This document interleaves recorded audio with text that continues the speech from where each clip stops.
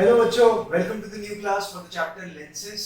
ये state board chapter lenses का last lecture है and in this lecture we are going to first understand the power of a lens, then we are going to understand what is a compound microscope, and then finally at last we will understand what is a telescope. So let's begin.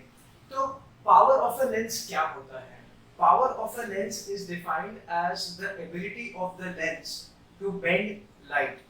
ठीक है, तो मतलब जिसका power ज्यादा होगा उसका ability to bend light ज्यादा होगा।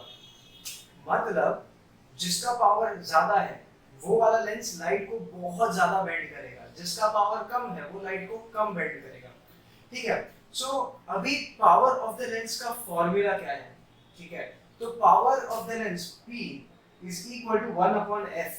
f आपका क्या है? फोकल लेंथ है, P क्या है? पावर है।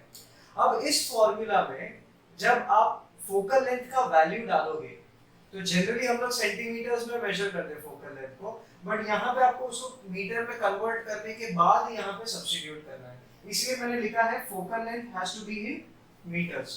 ओके, अब पावर ऑफ द लेंस का यूनिट क्या होगा? ठीक है, आपने फोकल लेंथ को मीटर्स में डाल दिया, उसका रेसिप्रोकल का वैल्यू कैलकुलेट कर लिया, आपको एक नंबर आया, ठीक है, लेट्स से 5 आया फॉर एग्जांपल। तो पावर आपका क्या है? 5। तो पावर का यूनिट क्या होगा? पावर का यूनिट होगा dioptre. So power of a lens is measured in dioptre. And देखो, power is inversely proportional to focal length. Power numerator में है, फोकल लेंथ आपका डिनोमिनेटर में है, तो मतलब इनवर्सली प्रोपोर्शनल है। तो अगर आपका पावर ज्यादा है that means the focal length उस लेंस का कम हो जाएगा। अगर पावर बहुत कम है तो दैट मींस उसका फोकल लेंथ बहुत ज्यादा होगा, इसीलिए उसका पावर कम है। ठीक है, ये इनवर्स प्रोपोर्शन है। इसके ऊपर मैं बाद में at the end of the class मैं आपको थोड़े न्यूमेरिकल्स बता दूंगा, तो आपको ये फॉर्मूला दिमाग में आ जाएगा। So for now we will continue with the next part which is the compound microscope. अब देखो, जो कंपाउंड माइक्रोस्कोप होता है ना, वो कहाँ पे यूज होता है? अगर आपको काफी छोटे छोटे अक्षर रीड करते हैं, ठीक है, like let's say you want to read some small letters, तो आप क्या करोगे? Generally you can take up a magnifying glass, तो आपको मैग्नीफाई करके देगा, राइट? तो magnification that is provided by the magnifying glass वो कैसे काम करता है? ठीक है, तो आपके हाथ में मैग्नीफाइंग ग्लास है, ये आपका किताब है, ठीक है, और किताब को आपने रखा है, बहुत छोटे छोटे लेटर्स हैं एंड आपको थोड़ा कंफर्टेबली बड़ा करके देखना है, तो आप बीच में मैग्नीफाइंग ग्लास ऐसे लगा दोगे, राइट? तो अब ये मैग्नीफाइंग ग्लास क्या करेगा? ये छोटे छोटे लेटर्स का इमेज को मैग्नीफाई करके आपको दिखाएगा। So when is that possible? कब होगा ये? जब आपका मैग्नीफाइंग ग्लास का फोकल लेंथ के अंदर अगर आप ऑब्जेक्ट को रखते हो तो वो आपको मैग्नीफाई करके देगा। तो अभी मैग्नीफाइंग ग्लास कौन से लेंसेज होते हैं? They are convex lenses, correct? So convex lens का कौन सा प्रॉपर्टी है जिसमें वो इरेक्ट और मैग्नीफाइड इमेज बनाता है? जब आप उस ऑब्जेक्ट को उस ग्लास के या आई मीन उस लेंस के फोकल लेंथ के अंदर रखोगे। So whenever the object is kept with in the focal length of the convex mirror of the convex lens, I am so sorry, when the object is kept with in the focal length, मतलब अगर समझ लो उसका 30 centimetre का focal length है उस convex lens का, तो आपको ऑब्जेक्ट को 30 सेंटीमीटर के अंदर रखना है, मतलब लेंस से लेके 30 सेंटीमीटर के अंदर रखना है, तब ही उस ऑब्जेक्ट का वो मैग्नीफाइड इमेज आपको बना के दिखा पाएगा, जो कि इरेक्ट भी होगा। ठीक है, नहीं तो आप पेन ऐसा है, आप उसको मैग्नीफाई करके देखोगे बहुत दूर रखा है तो आपको पेन उल्टा दिखेगा, वैसा नहीं चाहिए। हम लोग को जो चीज जैसा है वैसा ही दिखना चाहिए। अगर ऑब्जेक्ट इरेक्ट है तो उसको इरेक्ट ही दिखना चाहिए, ठीक है? तो उस केस के लिए आपको ऑब्जेक्ट को कहाँ पे रखना पड़ेगा? With in the focal. तो ये देखो, यहाँ पे ऐसा ही होता है इस केस में। ये मैंने डायग्राम है, इसको अगर आप इन्वर्ट करके देखोगे ना तो आपका फिफ्थ कंडीशन हो जाता है आपका कॉन्वेक्स लेंस, जो कि मैं फिर से आपको बना के दिखाता हूँ। तो ये समझ लीजिए आपका कॉन्वेक्स लेंस है, ठीक है, ये आपका ऑप्टिकल सेंटर है, ये आपका फोकल लेंथ है, ठीक है। अभी ऑब्जेक्ट को आपको यहाँ पे रखना है with in the focal length.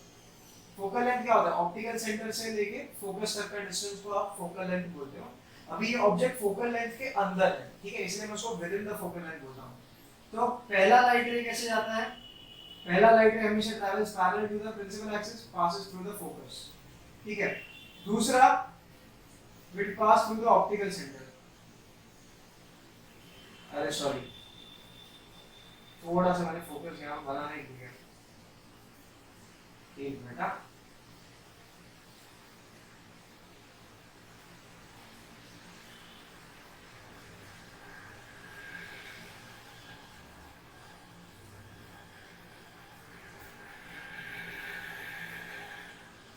Parallel to the principal axis, then it will pass through the focus. ठीक है। दूसरा, अभी ये जो लाइट रे है इसको आपको पीछे ट्रेस करना पड़ेगा, यहाँ पे ऐसे, एंड दूसरा लाइट रे कैसे जाएगा, स्ट्रेट ऑप्टिकल सेंटर से ऐसे स्ट्रेट बिना डेविएशन के। तो ये दोनों रेस तो मीट होने से रहे, तो इसको भी मैं पीछे ट्रेस बैक करता हूँ। तो कहाँ पे मीट होते हैं, यहाँ पे मीट होते हैं।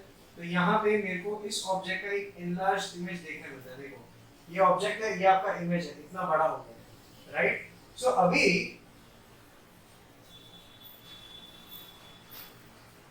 यही कंसेप्ट आपको काम आता है जब आपको छोटे छोटे लेटर्स को बड़ा करके पढ़ना हो, तो आप मैग्नीफाइंग ग्लास को ऐसे ये वाले कंडीशन में आप यूज करोगे। आपकी आंखें कहाँ पे होंगी, आपकी आंखें यहाँ पे होंगी। तो जब आप ये लाइट रेज ये पॉइंट से ऐसे आते हुए दिखेंगे तो आपको क्या लगेगा, वो कितना बड़ा होता है, ऑब्जेक्ट इतना है, इमेज आपका बड़ा हो गया, राइट। सो ये तो चलो आपका सिंपल माइक्रोस्कोप हो गया। अभी हम लोग को अगर बहुत ही छोटी छोटी चीजें देखनी है, जैसे कि आपके ब्लड सेल्स हैं, आरबीसीज हैं, ठीक है, एकदम माइक्रोस्कोपिक चीज है, तो उसके लिए आपका सिंपल मैग्नीफाइंग ग्लास या जिसको सिंपल माइक्रोस्कोप भी बोलते हैं, वो काम नहीं आ पाएगा। So in that case you will have to use the compound microscope. और कंपाउंड माइक्रोस्कोप क्या होता है? कंपाउंड माइक्रोस्कोप का कंस्ट्रक्शन होता है जिसमें आपके पास कम से कम दो लेंसेज होंगे कॉन्वेक्स, ठीक है। तो दो कॉन्वेक्स लेंसेज को आगे पीछे अरेंज किया जाता है, ठीक है। तो एक मेटल का ट्यूब होगा जिसके आगे एक कॉन्वेक्स लेंस होगा, जिसके पीछे एक कॉन्वेक्स लेंस होगा, एंड वो दोनों लेंस को उस ट्यूब के अंदर आप आगे पीछे मूव कर सकते हो, ठीक है।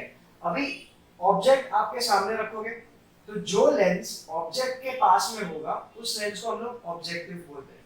तो देखो ये मेरा ऑब्जेक्ट है, ऑब्जेक्ट के पास में जो लेंस है उसको मैंने ऑब्जेक्टिव बोला है। और जो हमारी आंखों के पास में जो लेंस होता है, मैंने कहा था ना दो लेंस होते हैं, एक ऑब्जेक्ट के पास रहेगा, एक इमेज के पास अपनी आंखों के पास रहेगा। तो जो lens which is near to the eye, that lens is called the eye piece, ठीक है, वो ये रहा आपका। अब ये जो दोनों लेंस होते हैं ना, दोनों का प्रिंसिपल एक्सिस एक ही होता है, दे आर अलाइंड, दोनों का सिमिलर सेम प्रिंसिपल एक्सिस होगा, कॉमन प्रिंसिपल एक्सिस। और ये स्लाइड होंगे ना तो भी इसी कॉमन प्रिंसिपल एक्सिस के अबाउट स्लाइड होंगे, ठीक है। अब क्या होता है, मैं ऑब्जेक्टिव के सामने ऑब्जेक्ट रखूंगा और फिर उसको आईपीस के थ्रू देखूंगा तो मुझे बड़ा करके दिखता है, ठीक है। तो वो कैसे दिखाता है बड़ा करके, it is several times larger than the actual size of the object. जो आपका इमेज है ना वो काफी बड़ा होगा, काफी गुना बड़ा होगा, let's say 30 times more than the size of the original object. तो मतलब अगर 1 सेंटीमीटर का ऑब्जेक्ट है तो आपको 30 सेंटीमीटर का बना के दिखाएगा, 1 फुट जितना। एक एग्जांपल है, ठीक है। तो अभी ये ऑब्जेक्टिव और आईपीस के लेंस का कंस्ट्रक्शन समझते हैं। ऑब्जेक्टिव होता है ना वो थोड़ा मोटा होगा, ठीक है, that will be a thicker lens जिसका फोकल लेंथ कम होगा। अब फोकल लेंथ कम है तो मतलब पावर ज्यादा होगा, करेक्ट। अभी हम लोग ने लिखा था ना that power is inversely proportional to focal length, इसीलिए अपना फार्मूला क्या है, P = 1/f, ठीक है। तो जिसका जो लेंस का पावर ज्यादा होगा ना वो लेंस आपको मोटा होगा। इसीलिए देखो चश्मे, जब बच्चों को चश्मे लगते हैं तो किसी किसी बच्चे को, छोटे छोटे बच्चों को इतने मोटे मोटे चश्मे होते हैं, क्यों? क्योंकि उसका विजन बहुत ही ज्यादा वीक हो गया है, तो उसके लिए उसको ज्यादा मोटा, ज्यादा पावरफुल चश्मा चाहिए, राइट। तो उसको हम लोग क्या बोलते हैं, देख इसके चश्मे में कितना पावर वाला चश्मा है, क्यों? क्योंकि वो ज्यादा मोटा होता है। सो सी, मोर थिकर द लेंस, जितना ज्यादा लेंस मोटा होगा उतना ज्यादा उसका पावर होगा। और देखो जितना ज्यादा पावर होगा उतना कम उसका फोकल लेंथ होगा, क्यों? क्योंकि पावर आपका बढ़ेगा तो फोकल लेंथ आपका कम हो जाएगा, इन्वर्टेड होगा। तो देखो ये जो मेरा लेंस है वो मोटा है, कौन? मेरा ऑब्जेक्टिव। एंड मेरा जो आईपीस है ना वो कंपैरेटिवली पतला है, ठीक है। तो पतला है मतलब क्या, उसका ज्यादा पावरफुल नहीं होगा। अगर पावर कम है उसका तो मतलब फोकल लेंथ ज्यादा है। तो देखो फोकल लेंथ इसका देखो यहाँ से लेके यहाँ तक इतना ज्यादा है, ठीक है। अब इसका देखो इतू साइड फोकल लेंथ है, क्यों? ज्यादा पावरफुल है ना तो उसका फोकल लेंथ कम होगा, ये कम पावरफुल है तो उसका फोकल लेंथ ज्यादा होगा। ठीक है, अब देखते हैं कि ये दोनों लेंस काम कैसे करते हैं। ठीक है, तो आपको क्या क्या याद रखना है। आपको अगर आपको क्वेश्चन आ गया कि describe the construction of a compound microscope, तो आप क्या बोलोगे? पहली बात, a compound microscope consist of two lenses. One is called the objective, the other is called the eyepiece. The object is placed near the objective and the eyepiece is used to view the object. ठीक है, तो ये आपका eyepiece का बात हो गया। फिर आप क्या बोलोगे? The objective and the eyepiece both are convex lenses and they both are placed in a metal tube, okay, such that they have a common principal axis. दोनों का प्रिंसिपल एक्सिस सेम है। ठीक है, ये आपको बताना है। फिर आप क्या बोलोगे? The objective has a shorter focal length, okay, and it is thicker, ठीक है, मोटा है, and the eyepiece has a larger focal length and is comparatively thinner. ठीक है, the size of the objective, the diameter of the objective is small, and यहाँ पे लिखोगे the diameter of the eyepiece is large। ठीक है, इतना अगर आपने लिख दिया तो ये आपका कंस्ट्रक्शन कंप्लीट कर देता है। अभी बात करते हैं working of a compound microscope. तो कंपाउंड माइक्रोस्कोप काम कैसे करता है? तो क्या करना है आपको? ऑब्जेक्टिव के सामने आपको ऑब्जेक्ट रख देना है, जो भी छोटा सा ऑब्जेक्ट जिसको भी आपको चेक करना है। ठीक है, तो जो आप ब्लड रिपोर्ट्स वगैरह निकालने जाते हो तो ब्लड के अंदर कितने आरबीसीज काउंट है, कितने डब्ल्यूबीसीज है, कितने प्लेटलेट्स है, ये सब कैसे पता चलता है? ये सब कंपाउंड माइक्रोस्कोप होता है उनके पास, उसको कंपाउंड माइक्रोस्कोप के अंदर देख के उन लोग पता करते हैं। तो इतने छोटे छोटे होते हैं, नेकेड आई को तो दिखेगा भी नहीं। ठीक है, तो वैसा ही इमेजिन कर लो कि आपका ब्लड का एक सैंपल है छोटा सा, वो दैट इज योर ऑब्जेक्ट, और उसको आपने ऑब्जेक्टिव के आगे रखा है। तो यहाँ पे ऑब्जेक्ट को कहाँ पे रखना है? देखो, ये ऑप्टिकल सेंटर है, ये फोकस है उसका, राइट? फोकस के बाहर रखना है। ठीक है, तो आपका जो फर्स्ट फोकल पॉइंट है, फोकल पॉइंट के बाहर आपका ऑब्जेक्ट होगा। ठीक है, फिर ऑब्जेक्ट से पहला light ray parallel to the principal axis आएगा, फिर after refraction pass through the focus हो जाएगा। ठीक है, दूसरा light ray will go straight through the optical centre. ये दोनों कहां पे इंटरसेक्ट होंगे? लेट्स से यहां पे इंटरसेक्ट हुए। ठीक है, यहां पे इंटरसेक्ट होने के बाद आप इसका इमेज बना दो, ये इमेज बन गया। अब आप ये दूसरा लेंस बाद में बनाना है आपको, पहले आपको सिर्फ ये वाला लेंस बनाना है, और इसको थोड़ा मोटा बनाओ और इसका फोकल लेंथ कंपैरेटिवली कम रखना।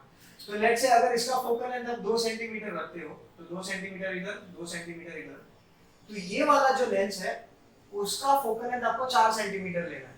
ठीक है, तो मेरा पहले वाले लेंस ने इमेज मेरा यहाँ पे बना दिया। ठीक है, कोई बात नहीं। अब इसका थोड़ा लेफ्ट साइड पे आप एक पॉइंट मार्क कर दो और उसको बोल दो F1, और F1 से 4 सेंटीमीटर दूर आप ऑप्टिकल सेंटर का डॉट बना दो और वहां पे आप अपना लेंस बना दो। तो ऑटोमेटिकली आपका ये लेंस का फोकल लेंथ कितना हो गया? 4 सेंटीमीटर हो गया। ठीक है, तो मैं आपके डायग्राम्स ये सारे घर पे प्रैक्टिस करने हैं। ठीक है, यहां से लेके यहां तक, ये इतना 4 सेंटीमीटर होगा, और यहां से लेके यहां तक ये जो डिस्टेंस है, यहां से लेके यहां तक इतना आपका 2 सेंटीमीटर होगा। ठीक है, याद रखो। तो कैसे बनाना है? पहले आप ये लेंस बना लोगे, इसका फोकल लेंथ बना लोगे 2 सेंटीमीटर दोनों साइड पे, फिर 2 सेंटीमीटर के थोड़ा बाहर आप उसको ऑब्जेक्ट रखोगे, ऑब्जेक्ट का इमेज बनाओगे। इमेज जहां पे बनता है उसका लेफ्ट साइड पे समझ लो 1 सेंटीमीटर पकड़ लो।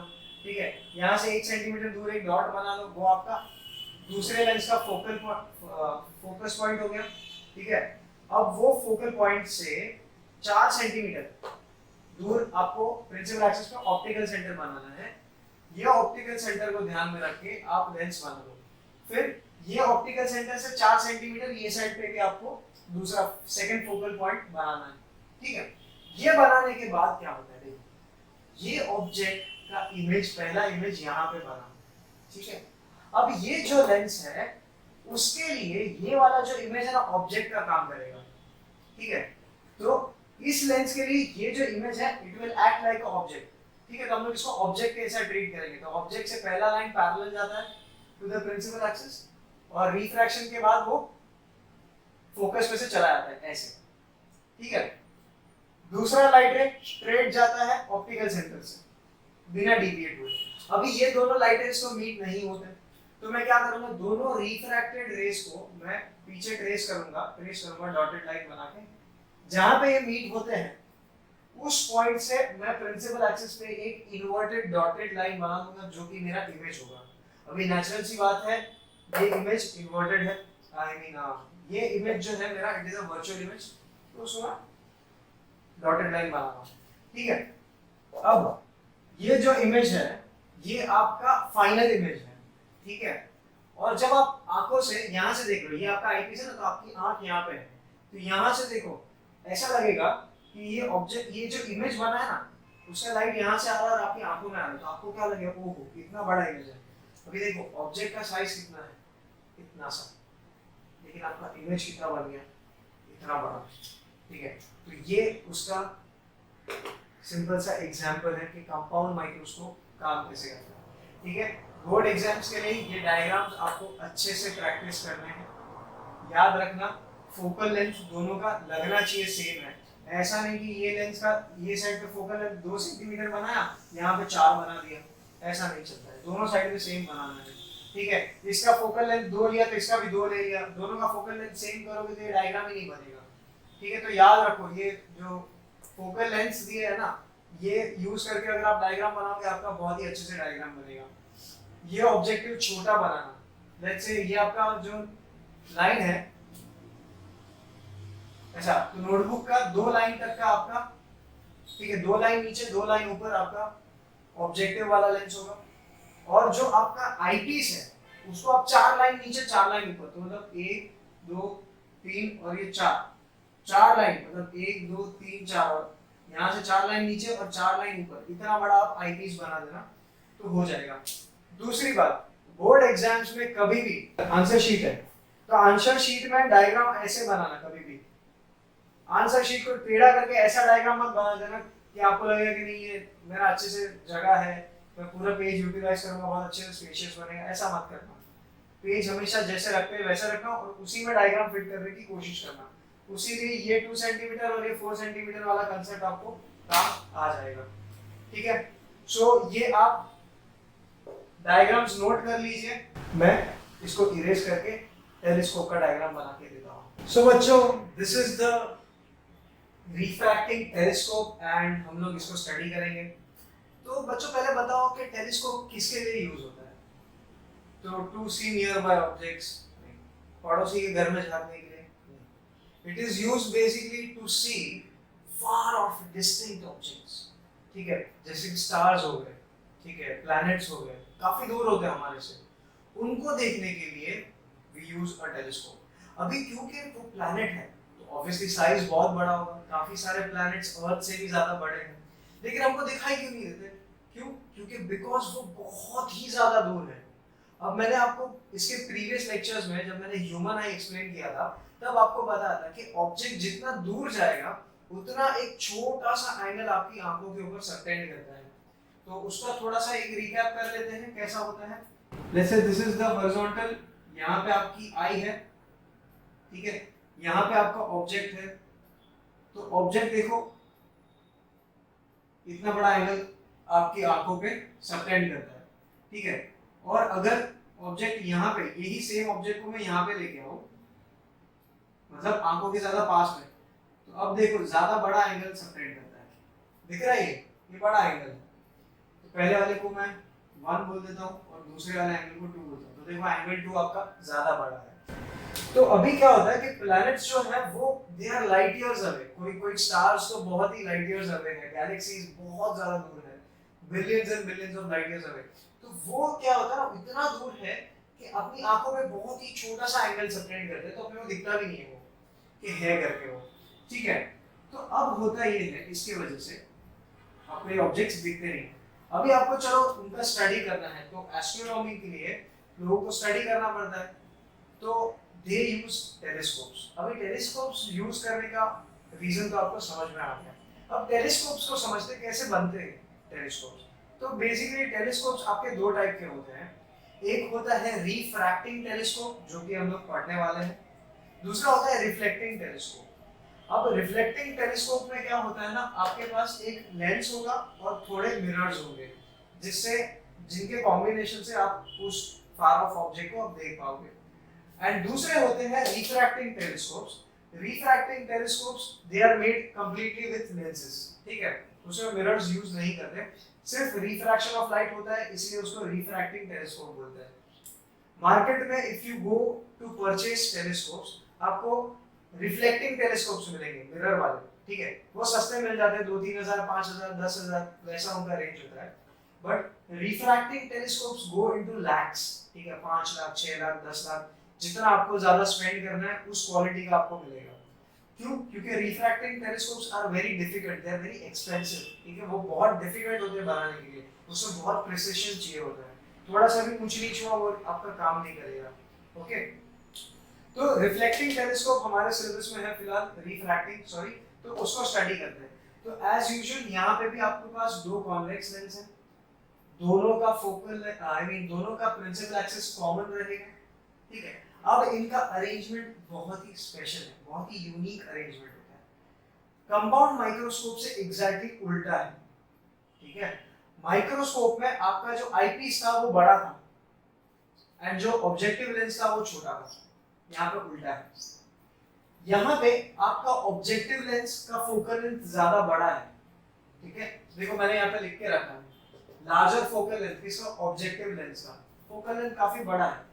अभी कंपाउंड माइक्रोस्कोप का जो ऑब्जेक्टिव था उसका फोकल लेंथ बहुत ही छोटा था, ठीक है। अब आईपीस का भी कंपैरेटिवली उल्टा है, देखो आपका कंपाउंड माइक्रोस्कोप में आईपीस बड़ा था, यहाँ पे छोटा है, ठीक है, डायमीटर वाइज। आपका ऑब्जेक्टिव बड़ा है, कंपाउंड माइक्रोस्कोप में ऑब्जेक्टिव का डायमीटर छोटा था, यहाँ पे eyepiece is more powerful, compound microscope में उल्टा था, इट वाज लेस पावरफुल। यहाँ पे आपका objective lens is less powerful, compound microscope में ज्यादा पावरफुल था क्योंकि वो ज्यादा मोटा वाला लेंस रखा था। यहाँ पे ये कंपैरेटिवली पतला है, थोड़ा मोटा है, ठीक है, दिखने में शायद मैंने थोड़ा दोनों को सेम बना दिया है, लेकिन इमेजिन करो ये ज्यादा मोटा है, ठीक है। अब ये दोनों लेंस को एक मेटल ट्यूब के केसिंग के अंदर रखते हैं, ठीक है, तो आगे वाला ट्यूब जो होगा उसका डायमीटर बड़ा होगा, पीछे वाला ट्यूब होगा उसका डायमीटर छोटा होगा, and they can slide into each other. अब क्या होता है, कैसे होता है? ऑब्जेक्टिव लेंस काफी बड़ा है, अगर आप देखोगे ना काफी बड़ा होता है, क्यों?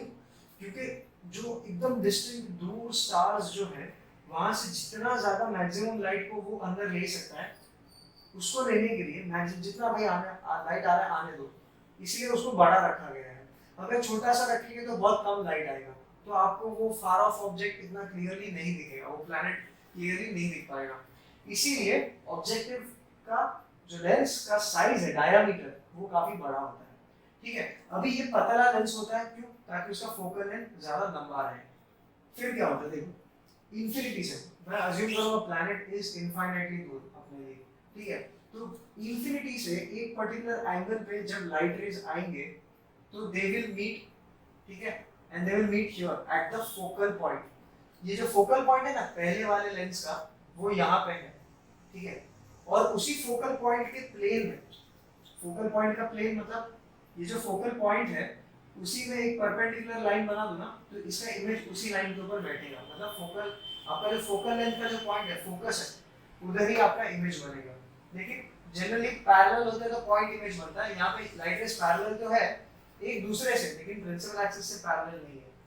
वहां पे क्या होता था, ऐसा होता था ना, ये आपका लेंस है, तो सारे लाइट रेज जो आते थे वो पैरेलल आते थे प्रिंसिपल एक्सिस के, और फिर फोकस में मीट होते थे, तो आपका इमेज छोटा सा इमेज डॉट इमेज बनता था। वही चीज अगर इंफिनिटी से लाइट अगर आएगा, ठीक है, ऐसे लाइट रेज पैरेलल आ रहे हैं लेकिन प्रिंसिपल एक्सिस से पैरेलल नहीं है, देखो एक एंगल पे, ओके, तो ऐसे जब केस में जब लाइट रेज आएंगे ना तो क्या होगा पता है, ये सारे लाइट रेज आपके फोकल प्लेन में ही मीट होंगे, आपका फोकस यहाँ पे था, ठीक है, तो उसी के ऊपर आपका इमेज बनेगा, वहीं पे आपका इमेज बनेगा। सेम चीज यहाँ पे हो रहा है, ठीक है। अब ये जो आईपीस है उसको ऐसे अरेंज करना होता है आपको, ताकि ये जो इमेज बना है ना, पहले वाले लेंस में जो इमेज बना है वो आपके आईपीस के फोकल लेंथ के ऊपर आना चाहिए, एग्जैक्टली उसके फोकस पे आना चाहिए। तो अभी समझ लो ये जो लेंस है उसको मैंने आगे पीछे मूव करके ऐसा एडजस्ट किया ताकि ये जहाँ पे इमेज है ना वहीं पे मेरा आईपीस का फोकस पड़ जाए। तो मतलब दूसरा केस में क्या होगा, अगर आपका ऑब्जेक्ट फोकस पर रखा है तो उसका इमेज कहाँ पे बनता है, इंफिनिटी पे। देखो कैसे, अभी ये ऑब्जेक्ट बनेगा, पहले लेंस का जो इमेज है that will act like an object for the second lens which is your eyepiece, correct. तो दूसरा आईपीस के लिए ये ऑब्जेक्ट का काम कर रहा है, तो ऑब्जेक्ट को बराबर फोकस पे रखना है आईपीस के लिए, ठीक है। और यहाँ पे ये जो आपका ऑब्जेक्टिव लेंस है उसका भी फोकस यही पॉइंट है, आईपीस का भी फोकस यही पॉइंट है, ठीक है। तो मतलब ये जो ऑब्जेक्ट है ना, ये जो ऑब्जेक्ट का जो इमेज बना है ना वो बहुत ही यूनिक पोजीशन पे है, दोनों लेंसेज के फोकल पॉइंट पर बना है, ठीक है। अब देखो यहाँ से इसको अगर मैं ऑब्जेक्ट कंसीडर करता हूँ तो समझ लो यहाँ से पहला लाइट रे पैरेलल जाएगा, फिर आफ्टर रिफ्रैक्शन फोकस में से चला जाएगा, दूसरा light ray straight principal axis के ऑप्टिकल सेंटर में से पास होते हुए सीधा चला जाएगा, राइट। तो ये दोनों रेस तो पैरेलल हो गए, मीट नहीं होंगे। चलो मैं इसको पीछे ट्रेस करता हूँ तो भी नहीं मीट होता है। अब हम लोग ने क्या बोला था कि when the object is kept at the focus the image is formed at infinity। तो आप बोलोगे सर प्लैनेट तो ऑलरेडी इंफिनिटी पे है, तो प्लैनेट का इमेज भी इंफिनिटी पे ही बन रहा है, तो क्या मजा आएगा। लेकिन हम लोग ने एक और चीज लिखी थी उसमें कि when the object is kept at the focal length, उसके फोकस पे रखते हैं, when the object is kept at the focus the image is formed at infinity and the size of the image is highly magnified, बहुत ही ज्यादा magnified image आपको मिलता है, ठीक है। क्यों, क्योंकि वो प्रिंसिपल एक्सिस के इनफाइनाइटली नीचे जाके मीट करेगा, तो जब इनफाइनाइटली नीचे जाके मीट करेगा तो वहां से आप एक लाइन बनाओगे प्रिंसिपल एक्सिस का ऊपर आने के लिए, तो कितना इनफाइनाइटली लंबा लाइन होगा। तो ये जो ऑब्जेक्ट जो पहले छोटू सा था, जो दिखता भी नहीं था आपको, अब वो आपको एकदम बड़ा सा दिख रहा है, तो ये आपका टेलीस्कोप उसका काम कर रहा है इसका मतलब, ठीक है। सो इसको आप डायग्राम को ड्रॉ कैसे करोगे, सिमिलरली सेम मेजरमेंट्स हैं जो आपने कंपाउंड माइक्रोस्कोप के लिए लिया था। तो ये इसका फोकल लेंथ ज्यादा है तो इसको 4 सेंटीमीटर बनाएंगे। तो देखो पहले आप ऑप्टिकल सेंटर बनाइए, ये लेंस बना दीजिए, ठीक है। इस ऑप्टिकल सेंटर से 4 सेंटीमीटर दूर ये पहले वाले लेंस का फोकल पॉइंट बना दीजिए, उसको मैं f2 लिखा है, ठीक है। अब ये वाले लेंस के फर्स्ट फोकल पॉइंट का नाम मैंने f1 डैश लिखा है और यहाँ पे f2 डैश लिखा है, f1 f2, तो डैश मैंने दूसरे लेंस के लिए दिया है बेसिकली। अब फिर ये लेंस बनाने के बाद पैरेलल लाइट रेज को यहाँ पे मीट करवाइए, ठीक है। यहाँ से एक ऑब्जेक्ट को एक इमेज को पहले से बना के रखिए छोटू सा, और ये सारे लाइट रेज को वहीं पे मीट करवा दीजिए, ठीक है। फिर यहाँ से 2 सेंटीमीटर दूर पे आप एक पॉइंट मार्क कर दीजिए, वो पॉइंट कौन सा होगा, आपका ऑप्टिकल सेंटर हो जाएगा फॉर द आईपीस। फिर आप ये लेंस बना लीजिए और फिर आप ये रे डायग्राम बनाइएगा, ठीक है। पहला line parallel passing through the focus, दूसरा line passing through the optical centre, और ये पैरेलल जा रहा है, ठीक है। आपका टेलीस्कोप का डायग्राम बन जाएगा। ये डायग्राम भी बहुत ही इंपॉर्टेंट है, बोर्ड्स में कभी भी पूछ सकते हैं, so it is better you draw it, ठीक है। So this is about the compound microscope and the telescope, and let us discuss something about persistence of vision। अब persistence of vision क्या होता है, ठीक है। जब आपके सामने एक ऑब्जेक्ट रखा जाता है तो वो ऑब्जेक्ट से उसकी लाइट रेज आपकी आंखों के अंदर जाएंगी, through your प्यूपिल it will enter, और उसका जो लेंस है आपका आंखों के अंदर जो क्रिस्टलाइन लेंस है वो उसको बेंड करेगा, और लाइट रेज कहाँ पे जाके मीट होंगी, रेटिना पे। रेटिना पे इस ऑब्जेक्ट का इमेज बन जाएगा। वो इमेज जब बनता है तो मेरे रेटिना के अंदर जो सेल्स होंगे वो एक्टिवेट हो जाएंगे जब उसके ऊपर लाइट गिरेगी तब, ठीक है। अब फिर मैंने ऑब्जेक्ट को निकाल दिया, ठीक है, तो मतलब अभी कोई लाइट नहीं आ रहा है, तो ये सेल्स डीएक्टिवेट हो जाने चाहिए। लेकिन ऑब्जेक्ट को निकल जाने के बाद भी, ऑब्जेक्ट के निकल जाने के बाद भी कुछ सेकंड्स तक ये जो लेंसेज है, आई मीन जो मेरे सेल्स हैं जो रेटिना में है, दे विल स्टे एक्टिवेटेड। मतलब उतनी देर तक मुझे उसका इमेज दिखेगा। ऑब्जेक्ट निकल भी गया मेरे आंखों के सामने से, लेकिन अभी भी मुझे दिखेगा। तो वो कितने टाइम के लिए होता है? बहुत ही छोटा टाइम है, दैट इज 1/16 सेकेंड्स।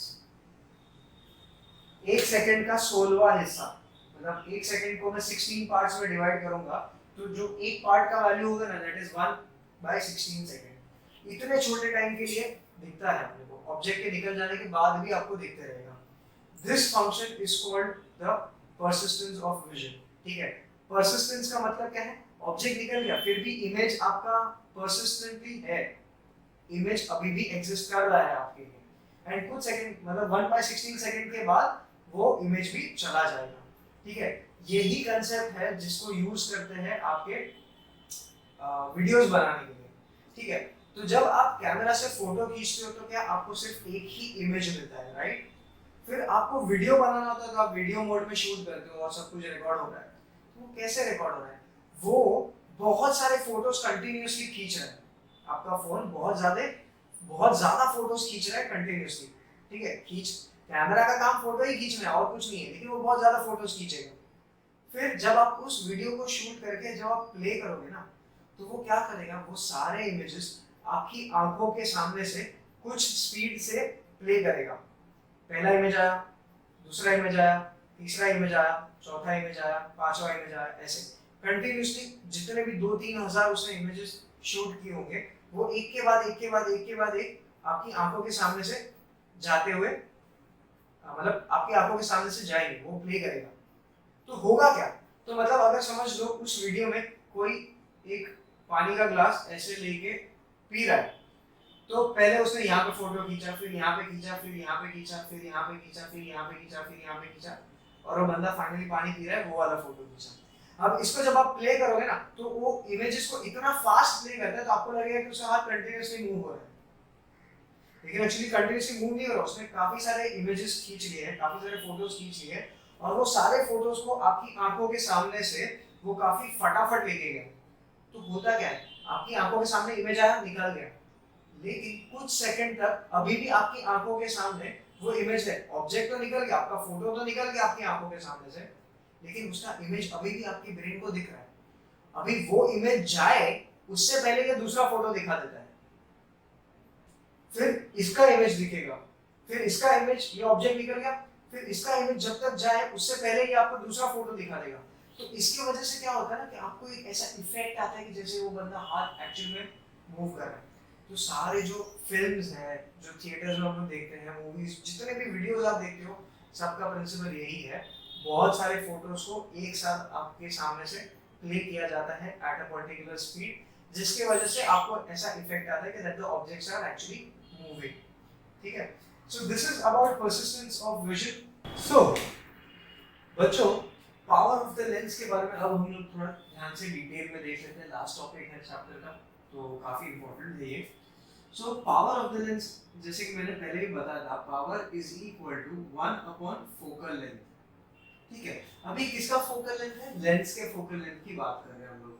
तो अगर मैं लेंस के फोकल लेंथ की बात करता हूँ, तो देखिए पहले उसका फोकल लेंथ कैसे डिसाइड होता है। हम लोगों ने साइन कन्वेंशंस देख लिए, सारे न्यूमेरिकल्स देख लिए, तो कैसे होता है?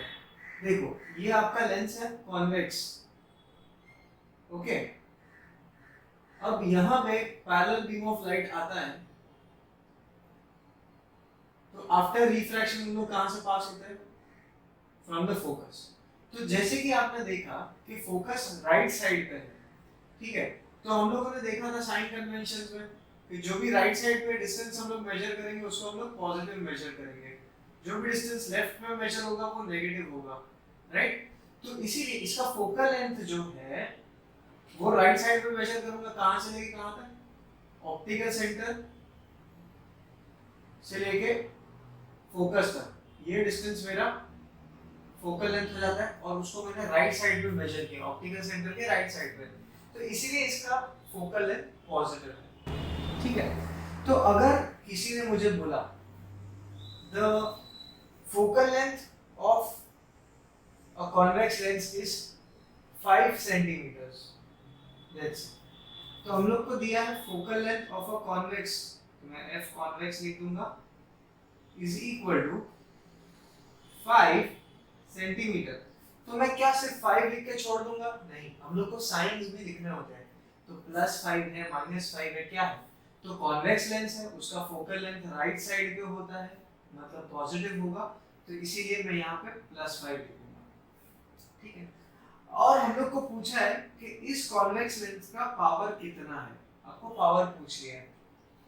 तो मैंने क्या लिखा है फॉर्मूला, ये भी लिखा है, power is equal to 1/f, simple सा फॉर्मूला है। लेकिन यहाँ पे f जो है वो मीटर्स में होना चाहिए, f has to be in metre. तो इसको पहले मुझे मीटर्स में कन्वर्ट करना पड़ेगा। तो 5 सेंटीमीटर्स को मैं मीटर में कन्वर्ट करूंगा तो कैसे करूंगा?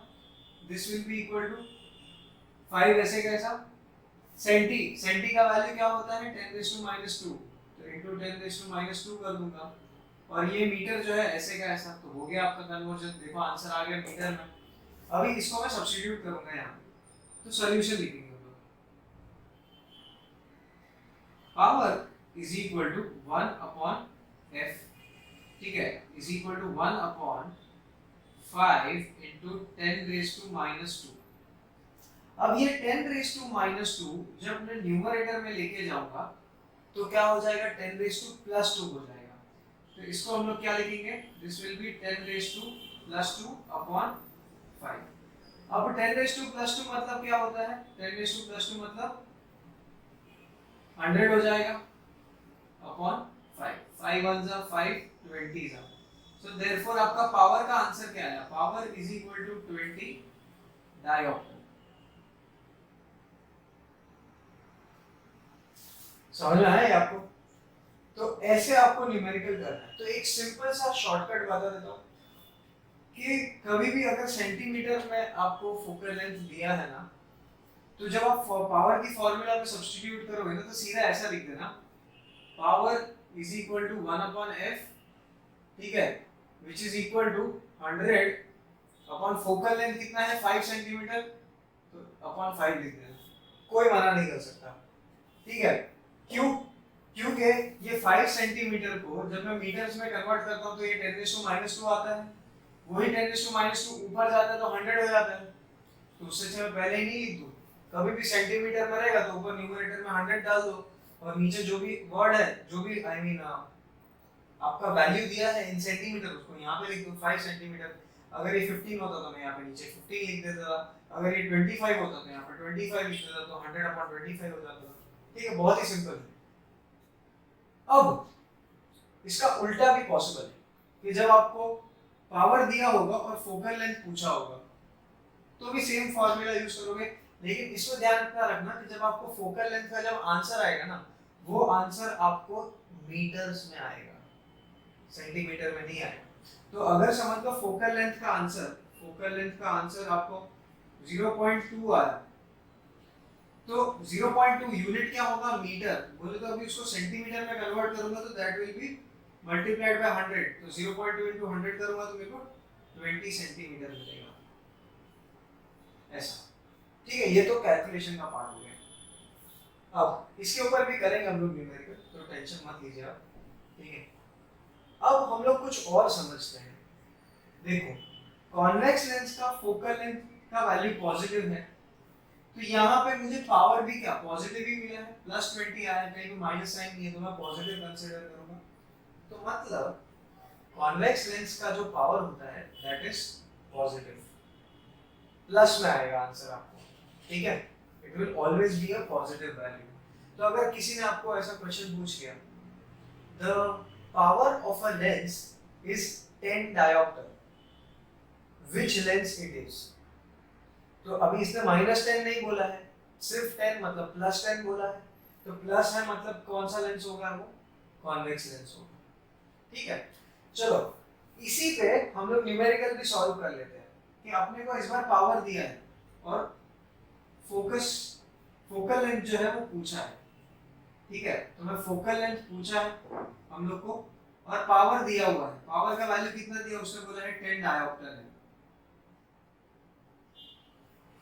ठीक है। 10 डायोप्टर, डायोप्टर का सिंबल कैपिटल डी है, तो आप सिर्फ कैपिटल डी लिखोगे तो भी चलेगा। तो 10 डी उसने दिया है, तो उसने माइनस नहीं बोला, तो मतलब ये प्लस 10 डी है। ठीक है, अब हम लोग इसको फॉर्मूला में डाल के सॉल्व करेंगे। तो देखो, power is equal to 1 upon f, तो देयरफॉर मैं लिखूंगा f will be equal to 1 upon power. ठीक है, f को यहाँ पे भेज दिया, पावर को नीचे भेज दिया। अब पावर का वैल्यू दिया है, सब्स्टिट्यूट करूंगा 1 अपॉन 10। ठीक है, तो मुझे क्या मिलेगा, 1 अपॉन 10 मतलब कितना हुआ, therefore focal length will be equal to 0.1। Focal length ढूंढ रहे ना, 1 अपॉन 10 मतलब 0.1। आंसर किस में होगा, मीटर में होगा। तो मैं लिखूंगा therefore focal length of this lens is, ठीक है, इज 0.1 मीटर, और मैं लिख सकता हूँ 10 सेंटीमीटर। इसको सेंटीमीटर में पूछ लिया कभी तो मल्टीप्लाइड बाय 100 कर दो, आपको सेंटीमीटर में आंसर आ जाएगा। तो 0.1 मीटर मल्टीप्लाइड बाय 100 मुझे 10 सेंटीमीटर देगा, इसलिए 10 सेंटीमीटर भी मेरा आंसर है। और फिर पूछा है which type of lens it is, तो आप लिखना है since the value of focal length is positive therefore the lens is a convex lens. ठीक है, ये आपको लिखना है। देखो यहाँ पे आंसर पूरा पॉजिटिव है, ये पूरा आंसर पॉजिटिव है, कहीं पे भी माइनस साइन नहीं है। That means focal length positive किसका होता है, कॉन्वेक्स का होता है। अभी कॉन्केव की बात करते हैं। जो कॉन्केव लेंस है,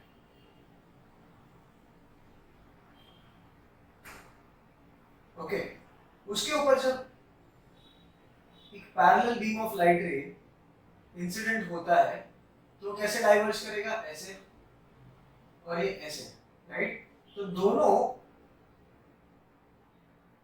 ऐसे एक पॉइंट से एमर्ज होते हुए दिखते हैं, तो हम लोग उस पॉइंट को क्या बोलते हैं, वो पॉइंट प्रिंसिपल एक्सिस पे होता है, और उस पॉइंट को हम लोग क्या बोलते हैं, उसका फोकस।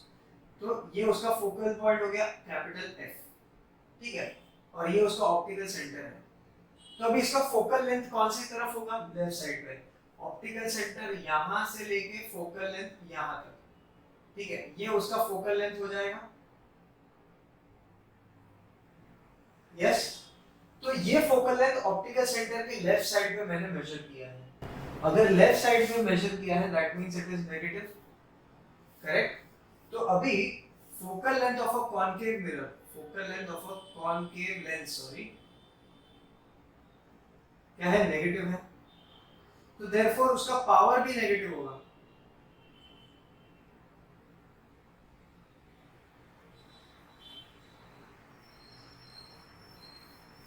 तो अगर किसी ने आपको बोल दिया that the power of the lens is -10 dioptre, समझ लो -10, और आपने वो फोकल लेंथ पूछा होगा, ये सब कुछ सेम, यहाँ पे सब्स्टिट्यूट करते हो माइनस का साइन, यहाँ पे सब्स्टिट्यूट करते हो माइनस का साइन, तो आप लिखोगे तो फोकल लेंथ इज 0.1 मीटर और 10 सेंटीमीटर। फिर आपको पूछा है कौन सा लेंस है, तो आप बोलोगे since the focal length value is negative that means the lens is a concave lens. क्यों, क्योंकि कॉन्केव लेंस का ही फोकल लेंथ नेगेटिव होता है, तो इसका तो पॉजिटिव है। ठीक है, तो ये पावर ऑफ द लेंस और उसके न्यूमेरिकल्स का एक छोटा सा एग्जांपल है। मैंने आपको ट्रिक भी बता दिया है कन्वर्ट करने के लिए, सिर्फ न्यूमरेटर में 100 लिख के सॉल्व कर दो, आंसर आ जाएगा अपने आप। तो इसको मैं कैंसिल करूंगा तो क्या आएगा, 5, ये 20, तो आंसर देखो क्या आया 20, और ये पावर है, तो 20 का यूनिट क्या होगा, डायोप्टर। ठीक है, तो देखो हम लोग ने यहाँ पे पावर को ढूंढ लिया, दैट इज 20 डायोप्टर, जो कि हम लोग ने स्टार्ट भी उसी से वैसे ही किया था। ठीक है, so this would be all, okay, and this completes our chapter lenses. Thank you for watching this video. I hope आपने आगे के वीडियोस देख के ये चैप्टर को अच्छे से प्रिपेयर कर लिया होगा। So until we meet in the next class, please stay home, stay safe and be happy. Thank you.